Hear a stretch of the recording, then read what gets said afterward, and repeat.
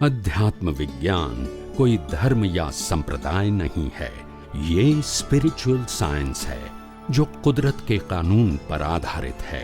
ये विज्ञान पूरे ब्रह्मांड के सभी रहस्यों को उजागर करता है और जीवन के सभी पहलुओं को समझने के लिए एक नई दृष्टि देता है। इसी को आर्ट ऑफ विजन कहते हैं, दुनिया को देखने की एक नई दृष्टि, जो अध्यात्म विज्ञानी परम पूज्य स्वामी श्री कमलेशानंद जी के निर्देशन में सनातन सत्य का अनुसंधान कर हमारे जीवन को प्रकाशित करे। जय सच्चिदानंद। ત્યાં નક્કી થયું કે પ્રકૃતિનો એક પણ ગુણ મારામાં નથી, મારો એક પણ ગુણ ત્યારે છૂટું પડ્યું. નહીં તો છૂટું પડે ને, બધાને આવું થાય.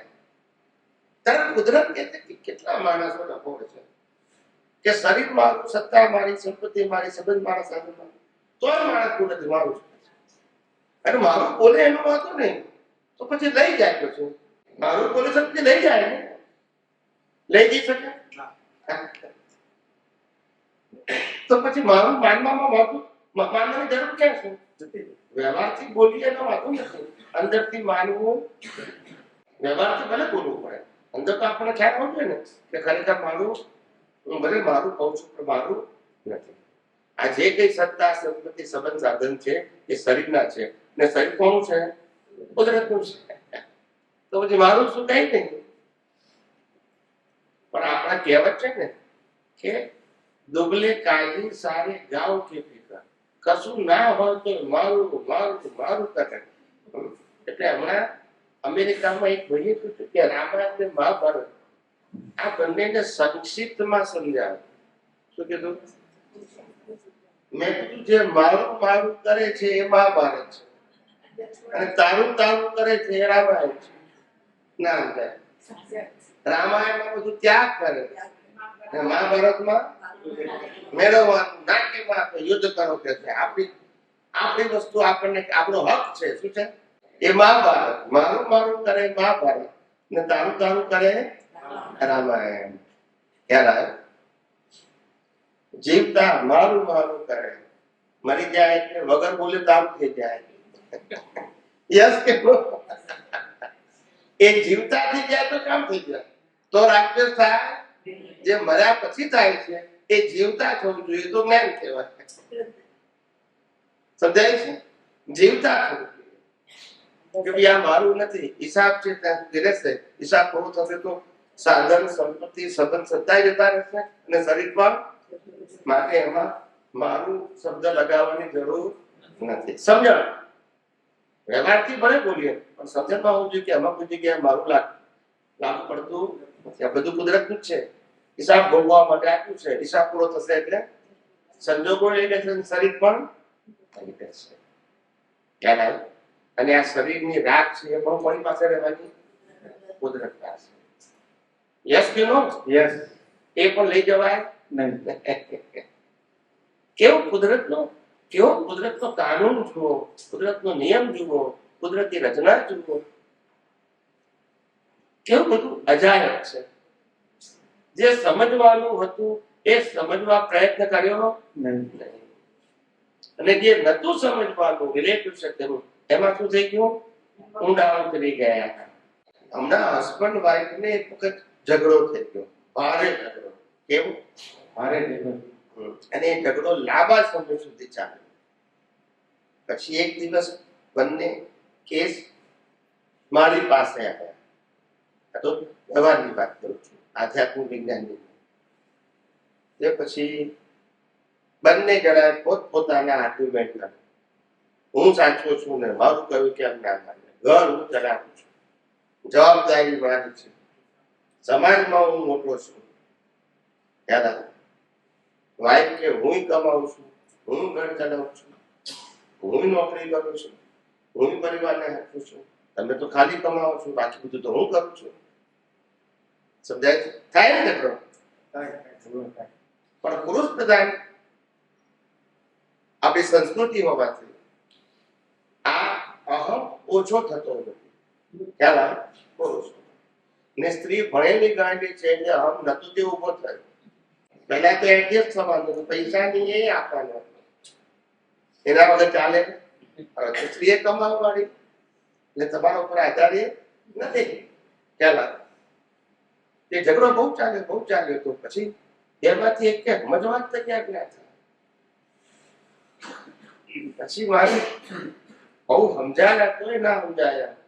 પછી ત્રીજું નેત્ર ખોલવું પડ્યું.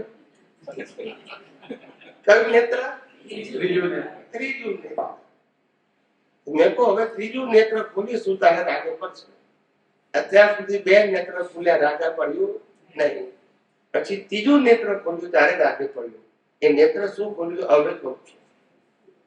મેં એના હસબન્ડને કીધું કે જે મા બાપ ને ભાઈને છોડી શકે તમને પણ છોડી શકે.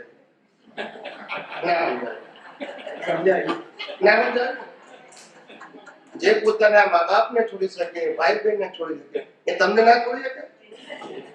માટે મર્યાદામાં રહેવાનું. શું રહેવું? અને એકબીજાને એડજસ્ટ થઈને, એકબીજા ઉપર હાવી નહીં થઈ જવાનું, એકબીજા ઉપર જબરજસ્તી નહીં, એડજસ્ટ થઈને જીવો. ભૂલચૂક બધાને થાય, બંને નહીં થાય. હું મોટો ને તું મોટો, એના કરતા બે એડજસ્ટ થઈ ગયો શું વાંધો છે? વાણિયાઓને એડજસ્ટ થતા બહુ આવડે. એટલે વાણિયાઓને ઝઘડો થાય ને તો પહેલા ઘર બંધ કરી દે, બારી બારણા બધું બંધ કરી દે, પછી ઝઘડે તો પેલી વાઈફ મારતી હોય ને વાણીઓ કે લેતી જાય. ના સમજાય? એટલે બહાર લાગે કે વાણીઓ મારે છે અને અંદર વાણીઓ માર ખાતે ને બારી બારણા બે નું ચાલે. ના સમજાય? બહાર બધાને એવું લાગે કે આ વાણીઓ મારે છે અને અંદર શું છે? વાણીઓ લાગે કે જો મારો અહમ પોસાય ને, આવી હાલી દુનિયા ચાલે છે. જયારે સમજો ને ત્યારે ખબર પડે ખરેખર દુનિયા સમજવા જેવી છે. દુનિયા સમજવા જેવી છે. અમારા એક ભાઈ હતા, તે વર્ષો પહેલા એમની વાત છે. તો વાણીઓ ને બામણો બંને નજીક રહે, એક જ ગલીમાં રહે. તો બામણ બચારો બહુ પૈસા ઓછા કમાય, વાણીઓ બહુ કમાય. તો પછી બામણ કે છે કે તું આટલું બધું સુખી કેમ થાય છે? તો કે વાણીઓ કે પૈસા ને ખેંચે છે. શું કે છે? પૈસા ને ખેંચે છે. રોજ રાતે રાણી વાણીઓ છે ને પૈસા કોઈ ના રાણી ચાલે કે ડબ્બામાં નાખે, 1 2 3 ગણે તો બહાર રાત્રે અવાજ બી આવે. રોજ ગણાય છે સોનાના સિક્કા. ચાલ તે બ્રાહ્મણને ખબર પડે કે આ વાણીઓ કે છે પૈસા ને કે છે, રોજ ગણે છે કે છે. તો હું અંદર પૈસો નાખું પેલા પૈસા ખેંચાશે કે છે. પૈસાને ખેંચે. બહુ બુદ્ધિ વાપરી, પછી એને ઉપયોગ આવો કર્યો. એટલે એક દિવસ એક સિક્કો લઈને ગયો સોનાનો, ને વાણી ગણતો હતો ને 1 2 3 ગણતો હતો. ત્યાં પેલા એક સિક્કો નાખ્યો, વાણિયા લઈને નાખી દીધો, ગણી મૂકી દીધો પાછો. પછી ઊંઘી ગયો. પેલો બચારો અડધો કલાક 2 કલાક ઉપર હતી ઘેર કરે રાત્રે ઊંઘી ગયો. પછી સવારે આવ્યો કે વાણિયાને મને વાણિયાને કીધું કે તું કહેતો તો પૈસા ને ખેંચે છે. મેં તો કાલ રૂપિયો નાખ્યો તો ગયો પાછો ના આવ્યો. કે મારા પૈસા તને ખેંચો જ કે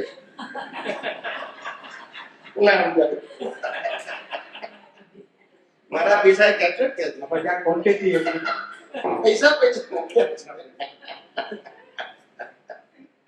આવી બુદ્ધિશાળી બધા. એનાથી જેટલું હિંસા ઓછી કરે એટલી બુદ્ધિ પાવરફુલ. પછી વ્યવહારમાં વાપરી શકાય, બિઝનેસમાં વાપરી શકાય અને આધ્યાત્મમાં પણ વાપરી શકાય. ખ્યાલ હોય તો ગમે ત્યાં વાપરી શકાય એવી રીતે. એટલે બુદ્ધિશાળી કોમ એટલે થાય બુદ્ધિશાળી અને ખરી સાહસિક કોમ. આ ક્ષત્રિયો સાહસિક ખરા, ખ્યાલ આવે? પણ વાણિયાઓ બુદ્ધિશાળી સાહસિક કેવા હોય? દાદા ભગવાને એક વાર કહ્યું, કસ્તુરભાઈ લાલભાઈ માટે અમદાવાદના મોટા શેઠિયા કહેવાય અને ભારતમાં નામાંકિત શેઠિયા કહેવાય. જે 7 મિલના માલિક. કેટલા? 7 ટેક્સટાઇલ મિલ. એક મિલમાં 3-4 હજાર કારીગરો. એવા 7 મિલના માલિક. પણ દરેક મિલ માટે 1 જ કલાક આપે. કેટલા? 7 મિલ માટે 7 કલાક. બાકી બધું સામાજિક અને ધાર્મિક ચાલે. પુણ્યશાળી બુદ્ધિશાળી. દાદા કહેતા હતા કે આને ગવર્મેન્ટે કેવું જોઈએ કે આ દેશ તમે સંભાળો, કેટલા પૈસા જોઈએ પછી 50 કરોડ આપી દે તમને, પણ દેશ ચલાવો તો એ ચલાવી શકે. ખ્યાલ આવે? બુદ્ધિશાળી કોણ છે? દાદા કહેતા ને એક વાણિયો દોસ્ત.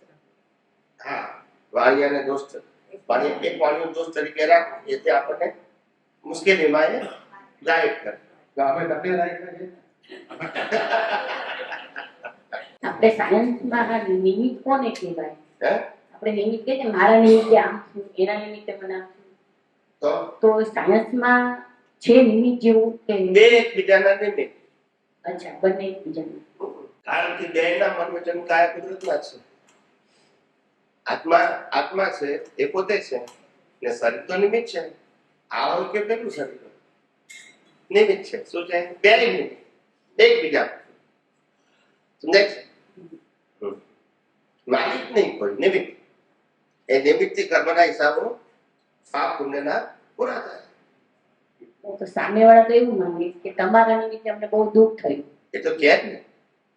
તો પછી આપણે એવી કઈ વાણી એમને વાગતી હશે કે કોઈ લાગતું હશે કે શું હશે? વાગે તો ખરી ને. આ રામે યુદ્ધ કર્યું રાવણ સાથે, તો તીર મારે તો વાગ્યા નહીં હોય. હા, પછી એમાંથી છૂટા આવે પછી શું કરવું? તો એ મોક્ષે ગયા ને. પણ ચાલો, વિજ્ઞાનથી તો મોક્ષે ગયા. એ તો વિજ્ઞાન છે. હિંસા કરવા છતાં મોક્ષે ગયા. કર્મ ના રાખ્યું. કારણ કે કુદરતી રચના જોયું. એટલે મેં ઈચ્છા કરી છે એ પ્રશ્ન આવ્યો.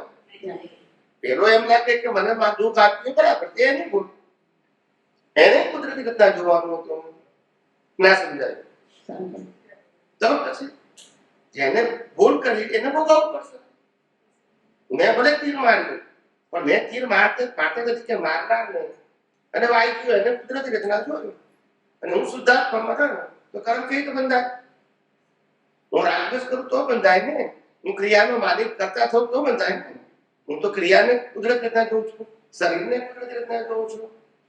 એટલે હરેક સંજોગોમાં આપણે કુદરતી રચના જોઈએ તો આપણે સામેવાળાને જોવું જોઈએ, આપણે નહીં જોવાનું. હા, આપણે જોઈએ. આપણે જોઈ લેવાનું.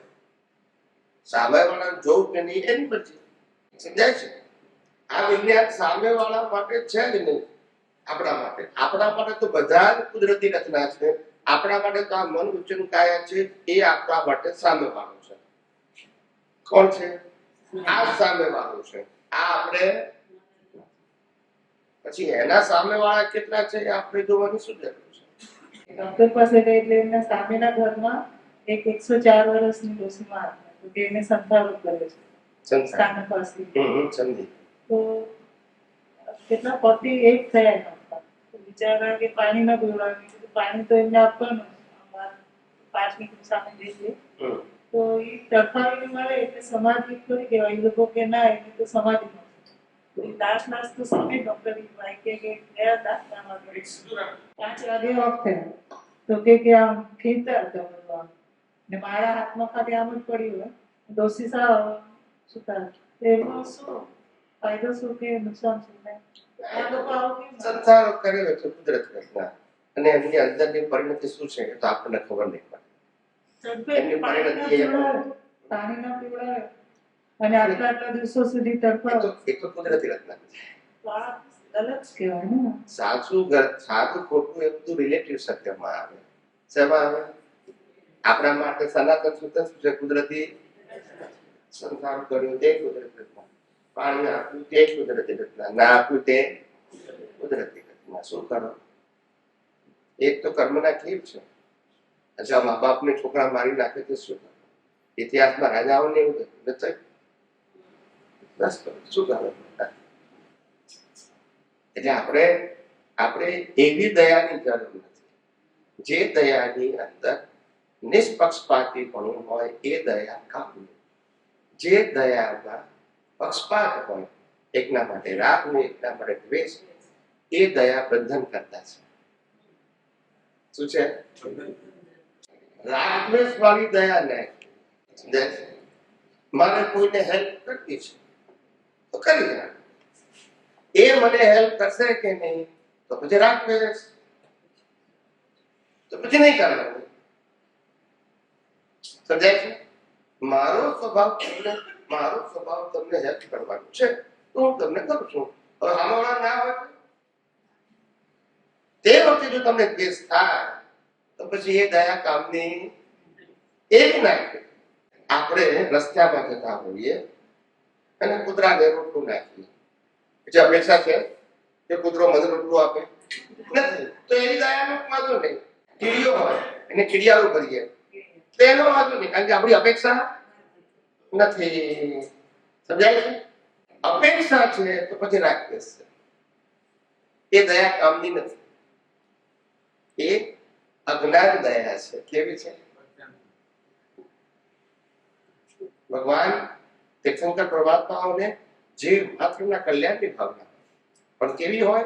વનમે તેથી ભગવાનને વરાવે, ભગવાનની પ્રશંસા કરે, ભગવાનની નામના આપે, ભગવાનને હેલ્પ કર્યા કરે માટે નથી કરતા. એ તો એમનો ભાવ છે. હેલ્પ કરે કે ના કરે કુદરતી રચના હતા. એમની અપેક્ષા પણ એમને તો ખબર છે કે આ શરીર સાથે જે હિસાબ હશે એ બધા પૂરા થવાના છે. કોઈ ઉપસર્ગ પરિસર આપે કે કોઈ આહાર આપે, એમને કોઈ ફેર પડતો બધું કુદરતી રચના. આપણે ડિવિઝન પાડ્યું છે એટલે રાક્ષસ થાય છે. સમજાય છે કે નહીં? એ દ્રષ્ટિ તો દેખાય જાય પણ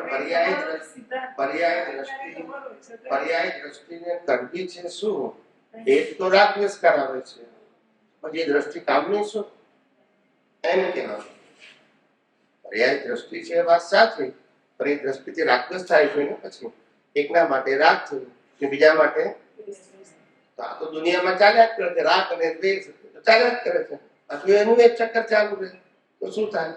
એટલે એનો કોઈ મિનિંગ નથી, પ્રગતિ નથી, આધ્યાત્મિક પ્રગતિ નથી, સામાજિક રીતે તમને લાગે સારું. ખ્યાલ આવે? હમણાં એક મહાપુરુષે પોતાના પ્રવચનમાં કીધું કે આ દુનિયામાં સામાન્ય માણસોને મોહ કાઢવા માટે, શેના માટે? સૌથી શ્રેષ્ઠ ઉદાહરણ બેંકના કેશિયર. પૈસા ગણે ખરા ને આપે ખરા, રાગ દ્વેષ નહીં. આવે તો રાગ નહીં, જાય તો લે તો એમ નહીં કે મારા છે, જાય તો એમ નહીં કે જતા રહ્યા. વિતરાગ. યસ કે નો? નો રાગ એવું ઉદાહરણ છે વિતરાગનું. આવે ને જાય, રાગ ના જાય. એવું આપણી લાઈફમાં પણ હોવું જોઈએ. સંજોગો, વ્યક્તિ, સાધનો, સંબંધો આવે અને જાય. રાગ સવા જોઈએ નહીં. બધા સૌ સુના બેંકમાં કેમ રાખીશતા નથી? કારણ કે દરેકના પોતપોતાના એકાઉન્ટ છે. કોઈ જમા કરાવે, કોઈ જમા થયેલા લેવાય આવે. એ રીતે આપણા કર્મમાં શું છે? કોઈ કર્મમાંથી અપાય આવે, કોઈ આપણા કર્મમાંથી લેવાય આવે. આપણે રાક્ષસ કરવાની જરૂર નથી. એકાઉન્ટ છે ને બધા કર્મના. શું છે? જેમ બેંકના એકાઉન્ટ છે એમ બધા વ્યક્તિ વ્યક્તિના કર્મના પણ શું છે? એકાઉન્ટ છે. એકાઉન્ટ માટે કોઈ અપાય આવે ને કોઈ લેવાય આવે. આપણે રાક્ષસ કરવાની જરૂર નથી. આપણે મહાવીર ભગવાને જે 12 વર્ષ સ્થાપના કરેલી એ શેની સ્થાપના?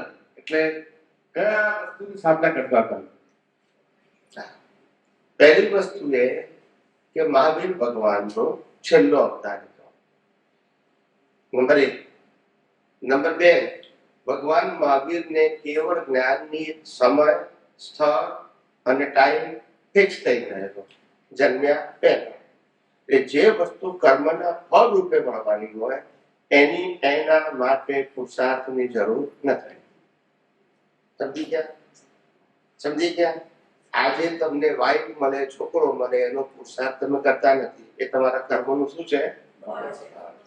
એમ કેવળ જ્ઞાન એ પણ કર્મનું ફળ છે.